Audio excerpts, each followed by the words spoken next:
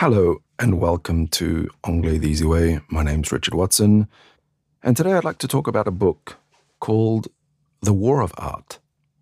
Now, don't be confused. There's a famous book called The Art of War, written by Sun Tzu in the distant history of China. That's not this one. This one is The War of Art by a guy called Steven Pressfield. Quite a simple book, quite a short book. It's a book about how you fight and struggle to finish creative projects. Could be writing a book, could be building a business, could be some kind of artistic endeavor. And I guess the best way to think about it is like this. Have you ever had a dream about something you wanted to do, but finally you somehow never did it? Maybe you wanted to learn to play an instrument or write a book. Perhaps you always wanted to sing or to build a company. And maybe you did more than just dream. Maybe you trained and you learned and you organized and you got ready for it. But then maybe you found out all the information you needed to do and you never even got started. You never did it. Or you never made it work. Or you never persevered enough to actually make it into something. How many people have never started that new job they've always talked about all their life? If that's you, then I congratulate you. You're part of humanity and we will do it. So there's that. Anyway, getting back to this book, The War of Art. He talks about resistance. He gives it a capital R, I think, most of the way through the book. He considers it something that we do to protect ourselves. Something that we face when we try to do any kind of endeavor which will put ourselves at risk. Risk of being judged, risk of changing our life, risk of changing our habits. He gives advice. Some people would say he gives wisdom about how to combat this resistance. There are lots of descriptions about what resistance is. He talks about it in many, many different contexts. He talks about procrastination. He talks about perfectionism. He talks about finding other things to do rather than doing the work you wanted to do.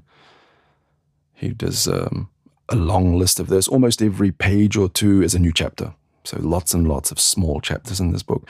Relatively simple language, quite accessible to foreigners who want to read it. So he describes what resistance is. He describes how to combat it. And he often draws a big distinction between amateurs and professionals. And basically he's saying, if you want to fight resistance, the best way is to work like a professional.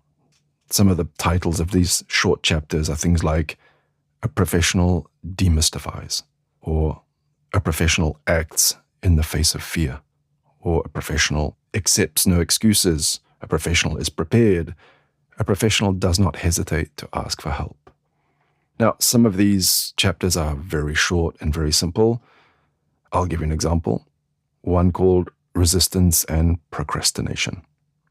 He says, and I quote, "Resistance and procrastination. Procrastination is the most common manifestation of resistance because the easiest to rationalize. We don't tell ourselves, I'm never going to write my symphony. Instead, we say, I'm going to write my symphony. I'm just going to start tomorrow." So very simple. And if you look at the words he's using, a lot of them are French words. Resistance, procrastination, manifestation. There's not really any challenge for French people or French speakers to read this kind of book. So these are the easier ones. There are some a bit more abstract. I'll give you another one. Resistance and love.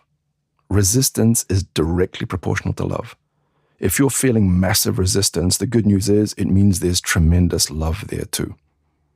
If you didn't love the project that's terrifying you, you wouldn't feel anything. The opposite of love isn't hate, it's indifference. One more simple one. It's called no mystery.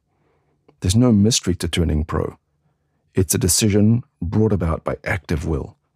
We make up our mind to view ourselves as pros and we do it. Simple as that. So nothing very difficult in terms of language, quite a good read. Anybody who's actually contemplating starting some sort of project or having trouble getting through it, it's good. The only warning I'll give you is that he does treat the muse, like a source of inspiration that comes to people, as some kind of intervention from God, or some kind of God, or some Greek God, or something like that. So take that bit with a grain of salt or enjoy it as you wish, but interesting read and quite a simple one. Anyway, that's enough for this week. Don't forget to subscribe, and I'll catch you next week.